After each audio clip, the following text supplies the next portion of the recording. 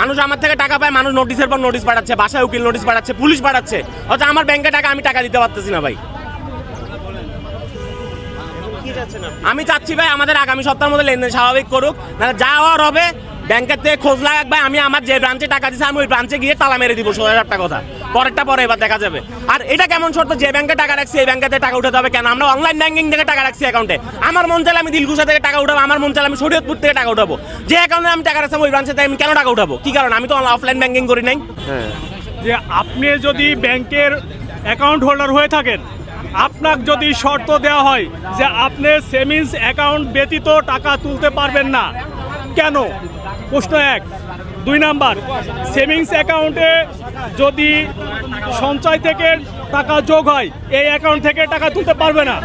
FD এর টাকা দিয়ে আমার সংসার চলে, আমার বউ বাচ্চা সব কিছুই এইটার উপর নির্ভরশীল, এই ফ্যামিলির উপরে আমার এই টাকার উপরেই নির্ভরশীল।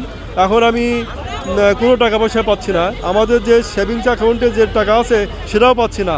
এফডিআর টাকা যে ম্যাচুরিটি হয়ে গেছে, ম্যাচুরিটি টাকা তো পাচ্ছিই না।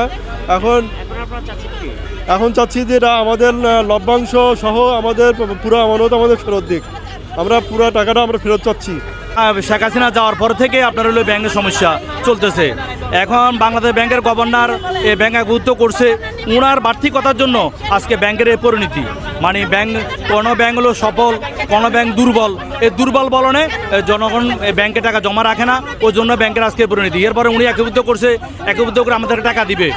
আমরা বাংলাদেশ ব্যাংকের অনুমোদিত ব্যাংকে আমরা টাকা রেখেছি, আমরা কোনো রাস্তা টাকা রাখি নাই, আমরা কোনো সমিতির টাকা রাখি নাই। আজকে আমরা ঢাকায় পড়তেছি, আমাদের ছেলেমেয়েরা কষ্ট করতেছি, আমরা বাসা করতে পারতেছি না, আমাদের ছেলেমেয়ে লেখাপড়া করতে পারছি না, আমাদের আজকে দেওয়ার পিঠ থেকে গেছে।